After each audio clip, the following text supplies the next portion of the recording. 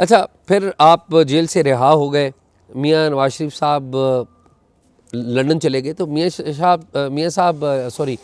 نواز شریف صاحب سعودی عرب چلے گئے تھے ڈیل کر کے, تو وہ کیسے پتہ چلا آپ کو کہ میاں صاحب چلے گئے؟ جی وہ ہمیں کچھ اندازہ ہو رہا تھا. آپ کو پتہ جیل میں خبریں مختلف ملتی رہتی ہیں, اور یہ پتہ چل جاتا ہے کہ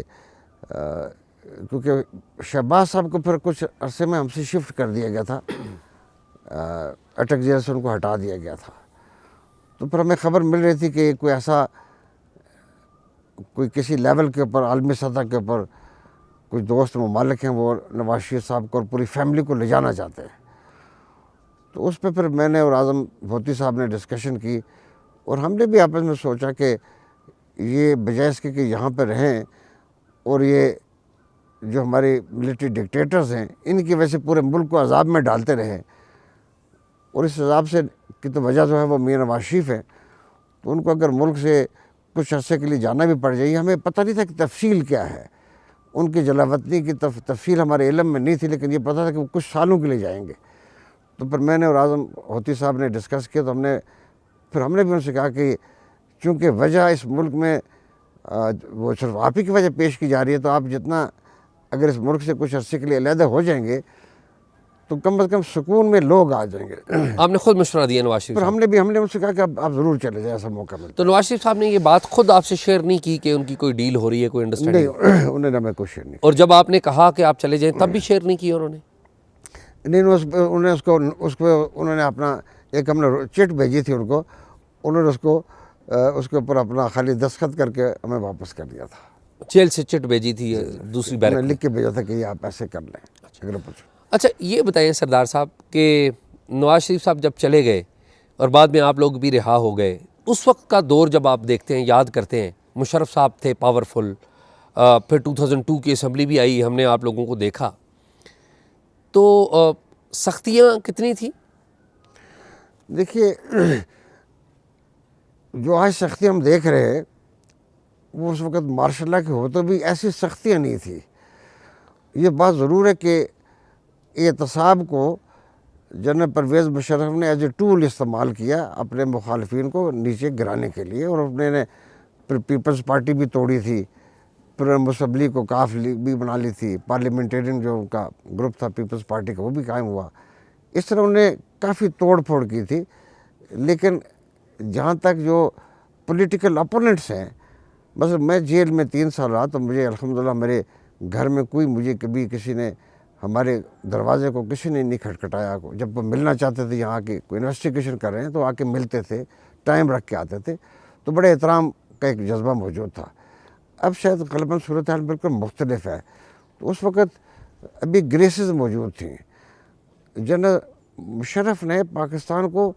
ادروائز بڑا نقصان پہنچایا. اس نے ایک مستقل جو ہے وہ پھر ایک بیج ڈال دیا. بیج تو پہلے سے چلا رہا تھا جنرل ضیاء الحق کے زمانے سے, لیکن اس نے اس کو اور اپ گریڈ کر دیا, ہائیبرڈ سیڈنگ کر دی. پھر تو ایک نیا پروجیکٹ پھر وہ بن گیا کہ پس پردہ رہ کے کام کرنا ہے آپ نے. اچھا سر یہ بتائیں کہ 2008 میں الیکشن ہوتے ہیں, مسلم لیگ نون بھی الیکشن جیتی ہے, پیپلز پارٹی مینلی الیکشن جیتی ہے, تو پہلی دفعہ حلف اٹھایا جاتا ہے, مشرف صاحب حلف لیتے ہیں. ان حلف لینے والوں میں آپ بھی شامل تھے, کچھ تھوڑی سی یاد مشرف صاحب سے ہاتھ ملایا, کوئی بات چیت ہوئی ہو؟ وہ اصل میں ہمارا سب کا اصولی فیصلہ تھا کہ ہم یہ اس سے حلف نہیں لیں گے. ہم نے نواز شریف صاحب کو ہم سب نے کہا کہ ہم پیپلز پارٹی کی حکومت میں شامل نہیں ہونا چاہتے. آپ ان کو بالکل یقین دہانی کروائیں کہ ہم آپ کو سپورٹ کریں گے, لیکن آپ ہمیں کابینہ میں شامل نہ کریں. پھر نواز شریف صاحب نے یہ بات جب کی آصف زرداری صاحب سے, تو انہوں نے انسسٹ کیا کہ نہیں, آپ نے کابینہ میں ضرور شامل ہونا تاکہ ہماری حکومت جو ہے اس کو تقویت ملے, اور آپ کے پاس کافی لوگ ایکسپیرینس بھی ہیں. تو پھر مجھے بھی انہوں نے کہا, ہمارے دوسرے ساتھیوں کو ہم نے بڑا رجسٹ کیا کہ ہم نہ جائیں, اس کے اسی کام میں نہیں پڑنا چاہتے. تو نواز شریف صاحب نے کہا کہ میں نے اسے کمٹ کر لیا ہے کہ ہم آپ کو اپنے کچھ ساتھی دیں گے جو آپ کے ساتھ کام کریں. تو پھر ہم نے یہ ہمارے لیے بڑا ذہنی مشکل تھی کہ ہم یہ جنرل مشرف سے, جس کے خلاف ہم نے لڑائی کی ہے پوری, میرے جیسے آدمی نے جس نے 3 سال جیل میں گزارے ہیں, تو کیسے اس کا کرے گا. پھر ہم نے اب چونکہ نواز شریف صاحب کا فیصلہ تھا, جماعت کا فیصلہ تھا, اور پھر سچی بات ہے ملک میں ایک نئے دور کا آغاز ہو رہا تھا جس میں سیاسی جماعتیں جو ہیں وہ اثر نو اپنی چارٹر آف ڈیموکریسی کے بعد یہ ایک پہلا موقع مل رہا تھا، تو ہم چاہ رہے تھے کہ یہ ہماری ضد کی وجہ سے، ہماری پسند ناپسند کی وجہ سے یہ ڈسرپٹ نہ ہو، یہ ٹوٹ پھوٹ کا شکار نہ ہو۔ تو پھر ہم نے کالے بینڈ جو ہے وہ باندھ کے تو ہم نے حلف اٹھایا تھا، تو اس میں پھر اسی طرح جیسے نارملی ایک فارمل سی وہ ملاقات ہوتی ہے، لیکن کوئی ہم نے نہ اس کی آنکھ میں کوئی ایسی رغبت تھی اور نہ ہمارے ہاں کوئی ایسا جذبہ موجود تھا اس کے لیے۔ اچھا یہ بتائیے کہ یہ معاملہ تو چل نہیں سکا، کچھ مہینوں کے بعد آپ لوگ کابینہ سے باہر آ گئے، کوئی 1.5 مہینے کے بعد 1.5 ماہ بعد، تو جب آپ باہر آ گئے اور پھر یہ معاملہ آگے چلتے رہے، اور اس وقت 2013 میں دوبارہ الیکشن ہوئے،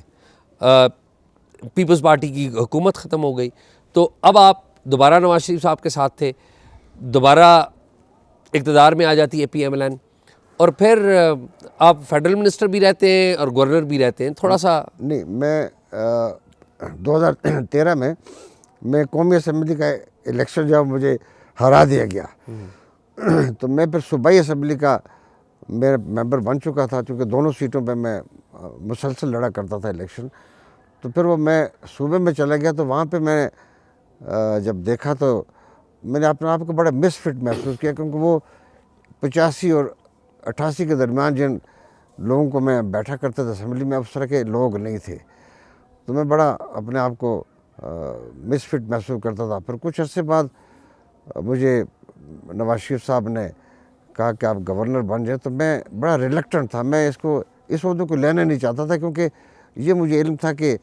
ہمارے جو ٹرائبل ایریاز ہیں، کیونکہ گورنر کی بڑی رسپانسبلٹی جو ہے وہ ٹرائبل ایریاز کی ہوتی ہے، صوبے میں تو اس کا کوئی رول نہیں ہوتا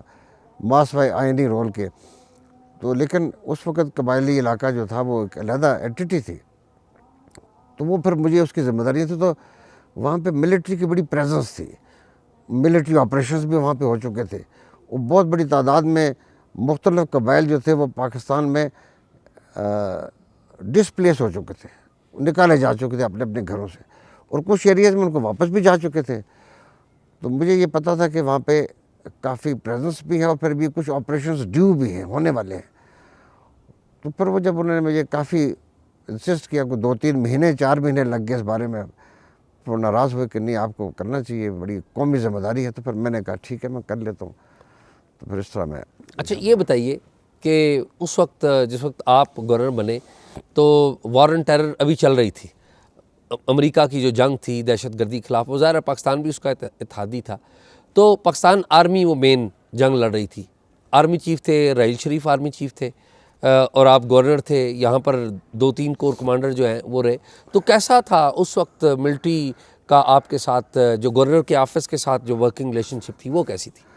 جی مجھے بڑا اس کا چیلنج تھا کہ میں سمجھا کہ میری بڑی ذمہ داری ہے کہ میں جو فیڈرل گورنمنٹ میں اور جو ملٹری کی ریلیشن شپ ہے، خاص طور پہ ہمارے صوبہ بڑا انفلوئنس کرتا ہے پاکستان کی جو ریلیشن شپ ہے پرائم منسٹر کی بھی اور جی ایچ کیو کی، اس بڑا اثر کرتا ہے، تو میں نے اپنے اندر بڑی ذمہ داری محسوس کی، اور میں نے یہ بڑی کوشش کی کہ میری وجہ سے کبھی کوئی ایسا عمل نہ ہو کہ یہ ریلیشن شپ خراب ہو۔ بعض اوقات مجھے بالکل شروع میں بڑی تلخی کا سامنا کرنا پڑا، کیونکہ اس وقت ملٹری کا دباؤ یہ تھا کہ جو شمالی وزیرستان ہے اس میں اور جنوبی وزیرستان میں جو ملٹری آپریشنز کو شروع کرنا چاہیے، کیونکہ یہ وہ تھے جب ابھی تک ملٹری آپریشن جو ہے وہ شمالی وزیرستان میں ہوا نہیں تھا، تو اس کا بڑا دباؤ تھا کہ ہوگا، تو میاں نواز شریف کا کو یہ مشورہ دیا گیا تھا کہ آپ بجائے ملٹری آپریشن کے آپ جو ٹی ٹی پی ہے ان سے آپ مذاکرات کریں، تو اس پہ کافی عرصہ لگ گیا، تو اس دوران بڑی بے چینی تھی خاص طور پہ ہمارے صوبے میں بھی اور ملٹری اسٹیبلشمنٹ کے اندر بھی کہ یہ ڈیسیجن میکنگ میں ڈیلے ہو رہا ہے۔ تو آپ یہ سمجھتے کہ اس وقت ملٹری چاہتی تھی کہ یہ مذاکرات نہ ہوں، جو ٹی ٹی پی کے ساتھ مذاکرات ہیں وہ نہ ہوں؟ یہ بات تو وہ کہتے تھے، کھلے الفاظ میں تو نہیں کہتے تھے، لیکن وہ ضرور کہتے تھے کہ ہم لاشیں اٹھا اٹھا کے تھک گئے اور ابھی تک فیصلے نہیں ہو رہے۔ تو یہ باتیں جو آپ کے آفس کے ساتھ، یعنی کہ گورنر NWFP بلکہ KPK کے ساتھ جو باتیں ہیں، یہ کنوے کون کر رہا تھا؟ کور کمانڈر مقامی تھے؟ کون سے والے یا ISI کنوے کر رہی تھی یا GHQ ڈائریکٹلی کنوے کر رہا دیکھیے GHQ کو تو یہ ISI تو ڈیفینیٹلی جب بھی کوئی ڈسکشن ہوتی تھی تو وہ اس کا حصہ بھی ضرور بنتے تھے، چاہے وہ پرائم منسٹر آفس میں ہو یا کہیں بھی ہو۔ وہ اس کے مذاکرات میں میاں نواز شریف صاحب پرائم منسٹر تھے اور وہ ان کی پالیسیز کو ایک دم تو رد کرنے کا میرے خیال میں نہیں سوچا جاتا تھا، لیکن وہ چونکہ وقت کافی لگ رہا تھا، کئی ماہ لگ گئے اس فیصلے کرنے پہ، تو اس لیے وہ ذرا بے چین بھی تھے۔ وہ سمجھتے تھے کہ ہم نے جو آپریشنز کیے ہیں اس میں باجوڑ سے لے کر مومن تک، پھر جو خیبر ایجنسی ہے، پھر اس کے بعد اورنگزی ایجنسی ہے، اور یہاں تک وہ آلریڈی کر چکے تھے آپریشن۔ اور جو سب سے بڑا جو ڈیفیکلٹ پوائنٹ تھا دیٹ واز نارتھ وزیرستان، تو وہ وہاں پہ ملٹری آپریشن ڈیو تھا، اور وہ تمام جو ہے وہ طالبان تھے ان کی کنسنٹریشن تھی وہ وانا اور اس کے ارد گرد جو تھی،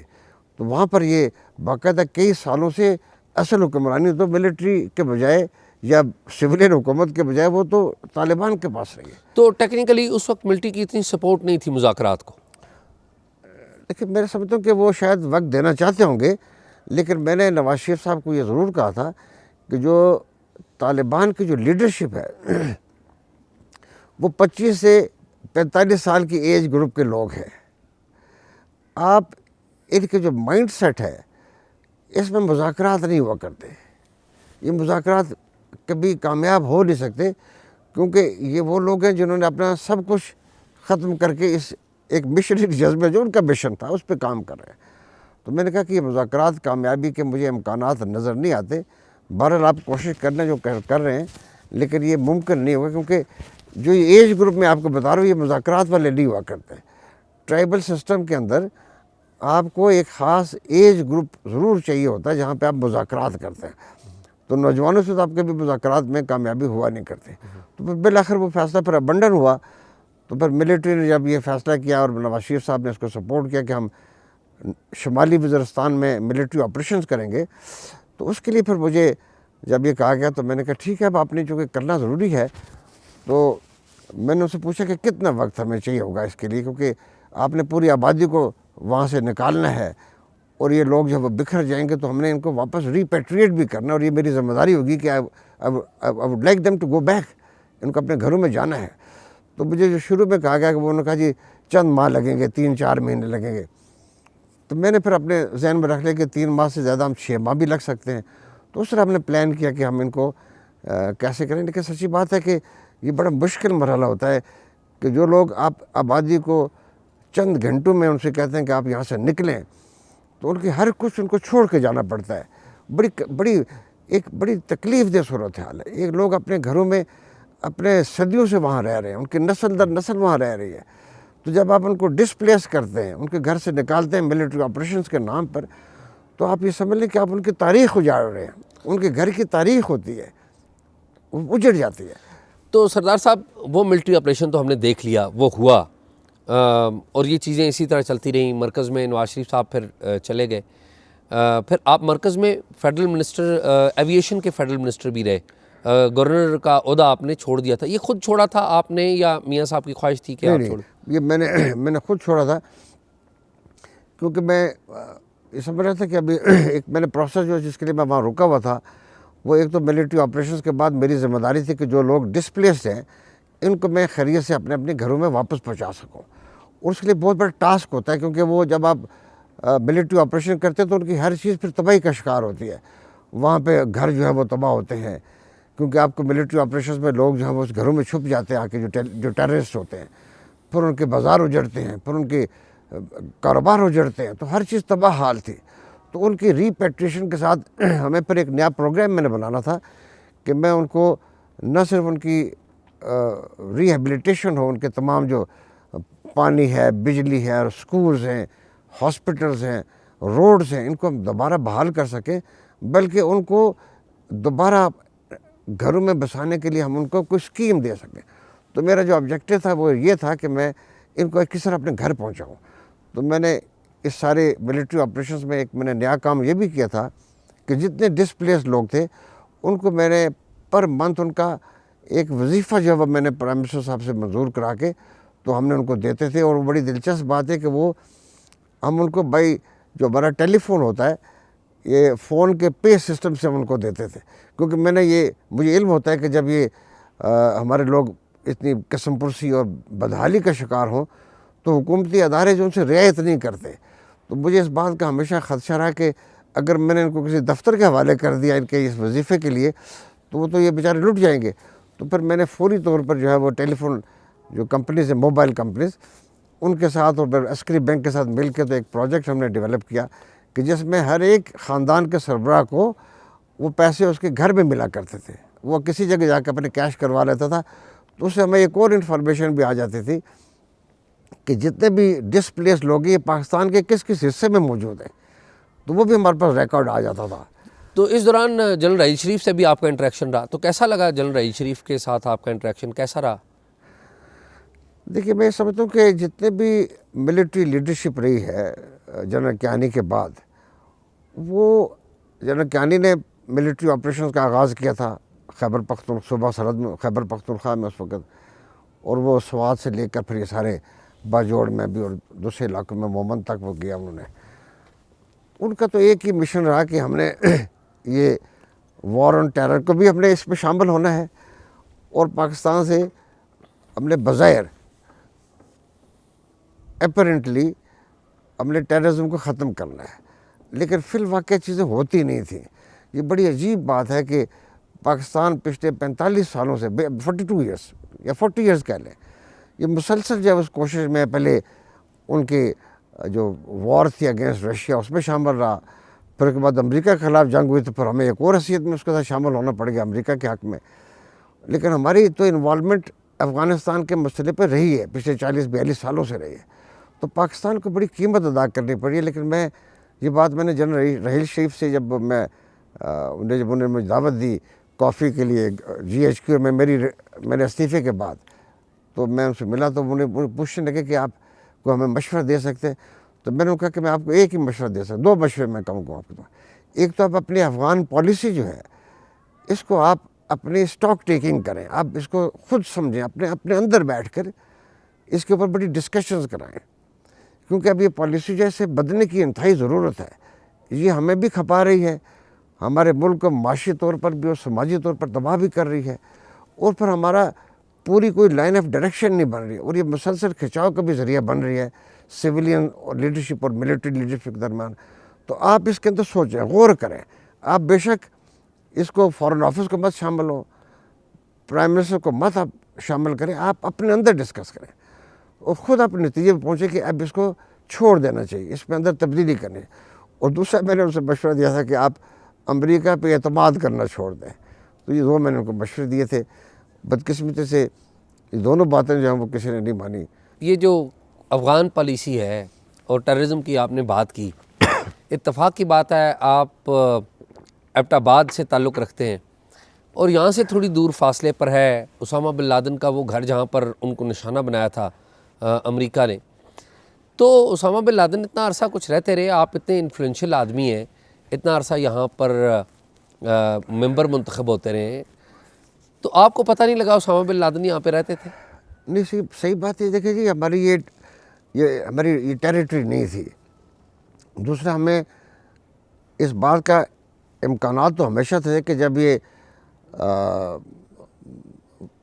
ان کے خلاف امریکہ نے آپریشنز کیے تو ظاہر ہے کہ یہ افغانستان کے